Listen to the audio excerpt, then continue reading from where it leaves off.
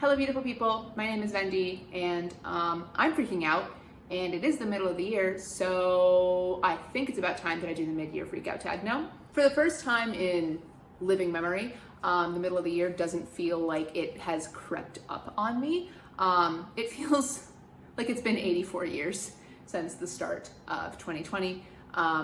Every month has brought with it so far new challenges. I think the writers are making this season super unrealistic, and I do want my money back, actually. I would like to cancel my 2020 subscription, but since can't do that super effectively, might as well capitalize off it and do one of my favorite videos to watch every single year for the first time. So I'm going to be doing the mid-year book freakout tag.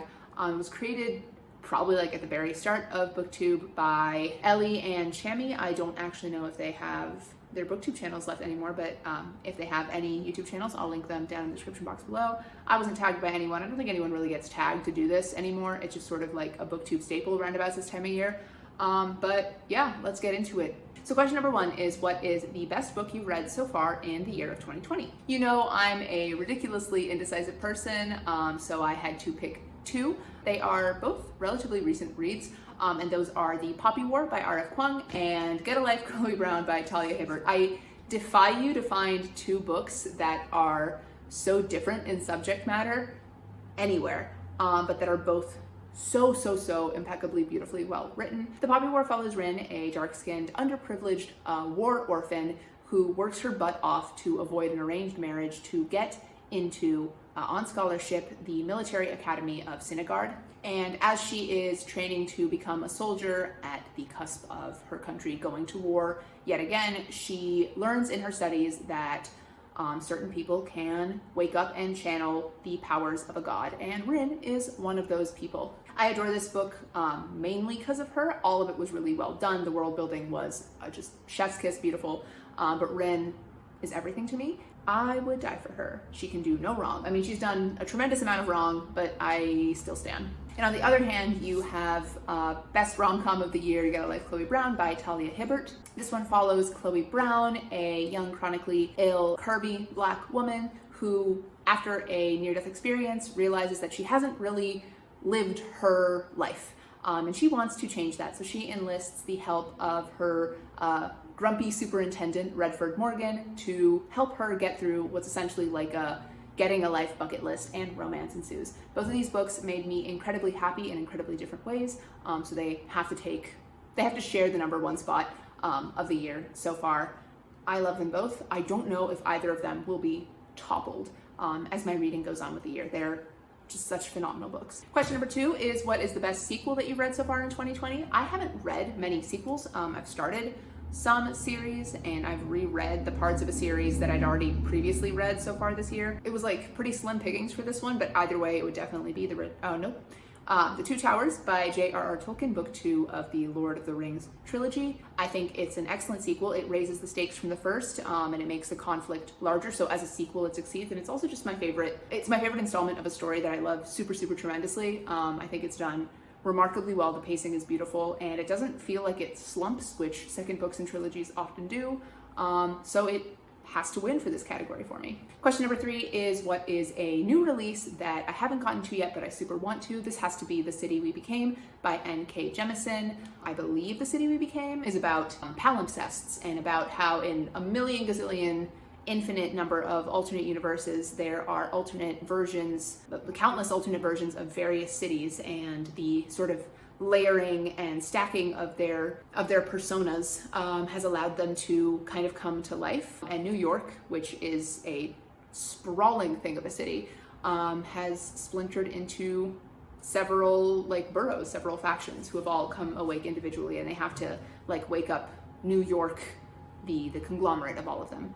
And I think it's going to be a really interesting read. I love everything N.K. Jemisin has written that I've read so far, so I don't think this one will be any different. Question number four is, what is my most anticipated release for the second half of the year? Again, I'm indecisive, so I have several. The first of which is Cemetery Boys by Aidan Thomas, and the second of which is The Savior's Sister, which is the companion to Jenna Moressi's The Savior's Champion, which I read and adored about 2 years ago at this point. Wow.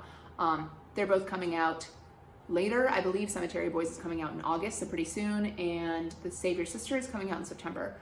So I'm excited to get to both of those when they do come out. Question number 5 is biggest disappointment, and this I think has to go to Daisy Jones and the Six by Taylor Jenkins Reid. The depictions of, for example, addiction and sort of broken relationships and like that era was done very well. Taylor Jenkins Reid writes like historical fiction quite well and quite deftly. However, I was deeply disappointed in the twist at the end. It felt very much like the twist at the end of Evelyn Hugo, and it made it sort of feel like, okay, so this is a one-trick pony sort of thing. You write like a historical setting with like a strong, questionably likable like female lead, and then you throw a big reveal twist in at the end, and it's supposed to like make the whole story make sense. Like, no. Was not a fan of that twist. I think it was kind of cheapened the whole thing. I liked it, but I didn't adore it, and I thought I was gonna adore it, which made it sad. Following that up with question number 6, and that is biggest surprise, and this easily has to go to Little Fires Everywhere by Celeste Ng. When I first heard about the characters of Little Fires Everywhere, I was like, oh, okay, they're like folks from like Shaker Heights. They're the sort of like white picket fence 2.5 kids and like a golden retriever family that just don't really draw me in fiction, except for in like thrillers and stuff, where it's that facade is sort of ripped away. So I wasn't, when I heard that Little Fires wasn't a thriller, I was like, oh, is it just gonna be one of those literary fiction things where it's about like the father of the family is a professor and then he like creeps on one of his underage students? Like, is that the sort of thing it's gonna be? And it absolutely 100% wasn't. It was an exploration of what racial identity means and how money might not be, and like financial stability might not be the best thing for a child when it means basically robbing them of their culture and the context in which they're going to grow up. And it was, oh God, what a fascinating character study of all of these families. I do think that the ending wasn't quite as dramatic as I sort of hoped it would be. It felt a little like lukewarm and milquetoast compared to the rest of the book. Like, there was so much drama up until that ending, and the ending sort of like tied a neat but like underwhelming ribbon on all of the plot threads and pulled it all together. I wanted some more resolution in my ending, but I really, really enjoyed Little Fires. Absolutely took me by surprise, blew me away, and it's one that I think I'll be revisiting. It's a really, really good story. Question number 7 is, what is my favorite new or new to me author? My answer is an author I hadn't read before, and this is Rivers Solomon, specifically with their story, The Deep. I absolutely loved The Deep. I thought it was a fascinating exploration of the concept of intergenerational trauma set on the backdrop of mermaids. So you know that's like my 2 favorite things. Fantastical elements and social commentary blended into one beautiful bite-sized novella. Absolutely adored it, and I can't wait to read just about everything else Rivers Solomon writes. I think it takes a really deft hand to be able to create a story like that, and I did want more of The Deep. Not more from The Deep. I think I got an excellent amount from The Deep, but I wanted more of it. Because I wanted to stay in that world and stay immersed in it because it was just so beautifully and deftly written. Also, it was queer as heck, which always, that's actually the 3rd thing I really love. So, fantastical elements, social commentary, and the gays winning at the end of the day. Question number 8 is your newest fictional crush. And at first I was going to say I don't really have any, like maybe I'd grown out of it, but nope, I haven't. I am back on my BS, and it is the lead, Yeine, and her love interest, Nahadoth, from N.K. Jemisin's 100,000 Kingdoms. I love a good-hearted, kind-hearted, determined woman, and I love a chaotic bisexual disaster of a man, and both of them are the loves of my life this year, actually. That's it. That's all I'm going to say about that. Question number 9 is, who is my newest favorite character that I've read? So I'm going to have to go back to the Poppy War and say Rin, like I mentioned earlier, would kill and die for this girl. But also from another very recent read, which makes me glad that I didn't film this video before. It's Aster from The Good Luck Girls, but I adore Aster so much. I love how much she loves her younger sister Clementine. I love that despite all of the fear that she has, that she still is constantly pushing forward and doing her best to keep the people that came with her safe. She recognizes that they see her as a leader, and she takes responsibility as a leader for them in that way.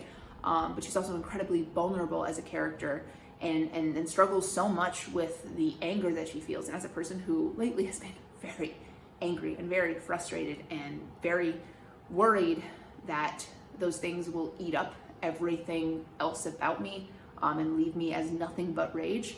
Her struggle was something that hit me very, very close to home while reading.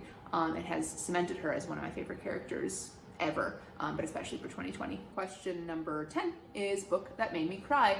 And for this, I have to say The Bear and the Nightingale. This is The Winter of the Witch, the third in the Winter Night trilogy by Catherine Arden.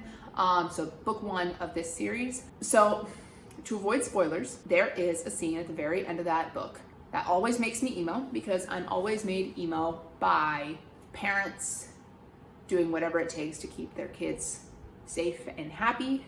Now I miss my dad. This is fine. I'm not gonna cry on camera again. I've been emotionally volatile for a while now. So any mention of tears is like, oh, we're crying again? Is this what's happening? And I have to like beat my brain back into submission and be like, no, we're not crying. We're not gonna do that today. Or any day. Enough crying, actually. I've spent far too much of my life in tears of late. But that moment was deeply cathartic and deeply emotional for me. Is every time I read it, I don't think there's going to be a time that I read that book that part doesn't move me to tears. We're following that up with a more positive emotion. So question number 11 is, what is a book that made you happy? Going back to Get a Life, Chloe Brown. It was just, I needed it when I read it. I think I need it again. I kind of want to reread Get a Life, Chloe Brown, just because of how happy it makes me and how much happiness I'm craving at present. It's just so fluffy and so happy, and the relationship doesn't rely on shitty miscommunication to create drama. There's other conflicts that are pushing it forward that make so much more sense. The characters are beautifully done. The family dynamics make me just delighted, and it's so cute. I love it. I love. Question number 12 is, what is the most beautiful book that you've bought or received this year? I have been in a book buying ban of sorts, and yet I've still acquired several books. I believe in my previous video, I showed you all of them. I gave you guys a little mini haul, so I'm going to be showing you again, because I'm indecisive, 2 separate covers that I think are just gorgeous beyond belief. The first of which is Chain of Gold by Cassie Clare. I love this. It's a really dynamic, beautiful, moving cover. It feels so dynamic. It gives you a hint as to what the story is without giving you like a character portrait that doesn't tell you anything about it. Here we have like Cortana, which is a sword that, I think it's Cortana, which is a sword that's deeply, deeply important within the lore of the Shadowhunter Chronicles. We have one of the characters that we're going to be following. I believe this is Cordelia Carstairs, but I may be wrong. We have a little bit of the setting in the background. We have the contrast of colors between like the autumnal reds and golds and stuff that make up Cordelia, and the green of the background. I just think it's like beautifully designed. I think it's bold, dynamic, memorable. It's gorgeous. I think it's a stunning, beautiful book. I can't stop looking at it. And also it's got character art on the inside, which just like it's bonus pretty. I really, really enjoy it. Another book that I like that's beautiful in a completely different direction is The Girl of Fire and Thorns by Carson. This is a reprint, so it's like a new cover. Like the series was re-released with new covers, and I really enjoy this one because it's so clean. It's a type of illustrated cover that I quite enjoy, where the font of the author's name and the title, the kerning good, so like the spacing between the letters and between the lines, so the leading is good as well.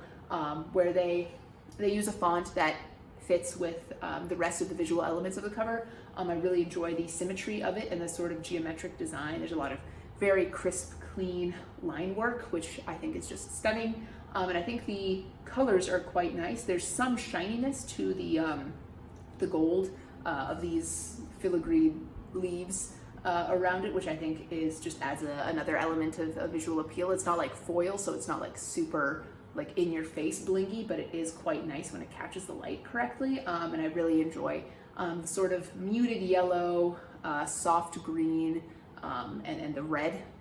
I feel like the colors together work quite nicely. I think it's so pretty. I think all of the redesigned covers of this series are just stunning, and I can't wait to own all of them. I really deeply want to own all of them. And the final question is question number 13. What is a book, or in my case, books, that you need to get to by the end of the year? As you may have surmised with the way I worded that, I have several that I want to show you. None of the ones I have on this list are new releases, but they are books that I've owned for a little while and just truly, truly do want to get to. First of which is going to be Two Dark Reigns by Kendare Blake. This is the third and next to last book of the Three Dark Crowns series. I really love Three Dark Crowns. I love its sequel, One Dark Throne, and I, for whatever reason, have never continued with the series. The fourth one's out, so I do want to read this, and I want to read the conclusion as well, Five Dark Fates, because it's just about time. In a similar vein of series that I've started and really enjoyed but still haven't finished, I want to finish Royal Assassin by Robin Hobb, and I also want to read Assassin's Quest, which is books 2 and 3 of what I believe is the Farseer trilogy, which is the first of the series that make up the Realm of the Elderlings sequence saga. The enormous body of work that is the Realm of the Elderlings by Robin Hobb. These two, to my knowledge thus far, continue to follow Fitz, who is a bastard son of the former prince in waiting, so prince who will one day become king, as he sort of maintains his safety in this world of subterfuge and nobles, etc., by becoming a royal assassin, because the only safe bastard is either a dead one or a useful one. So he has decided to become a useful one. I really enjoyed the first book, Assassin's Apprentice, and I want to continue with Fitz's story so deeply.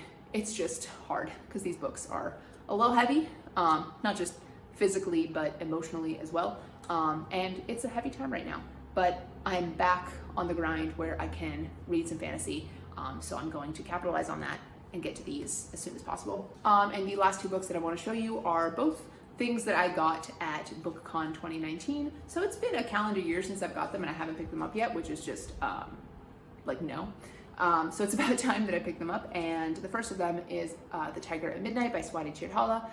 This is, I believe, her debut novel. I believe it is a story about an assassin and a soldier falling in love, and they have pretty diametrically opposed goals, so that's lovely and tense and something that I think I will really enjoy when I finally get to it. And the last book that I want to make myself promise to read this year is With the Fire on High by Elizabeth Acevedo. I have previously read her book, The Poet X, and I'm super stoked to read Clap When You Land, which has just recently come out, also by Elizabeth Acevedo. Those are books in verse. I believe Clap When You Land is in verse. This is a book in prose, so I'm very excited to read what it looks like when Elizabeth Acevedo decides to not write in verse. I think it's going to be excellent. She has such a voicey voice. Yeah, okay, I can't word good, which I think means it's the end of this video. And that is it for the Midyear Book Freakout Tag 2020 edition. Thank you guys so much for watching this video. If you liked it, please leave me a thumbs up. And if you like me, maybe consider subscribing to my channel. I post videos every Thursday, and I would love to have you guys become part of my little booktube family. In the description box of this video, you will find several links to various resources that you can use for self-education, donation, etc. regarding the Black Lives Matter movement. Just because there's less media attention on the matter doesn't mean that the movement is over. We have a long ways to go as a nation and as a global community to fighting systemic racism, not just in our country of America, but in the world in general. So I highly encourage you to take a look at some of those. That's it for me. Thank you again so much for watching, and I will see you with my next video very soon. Goodbye.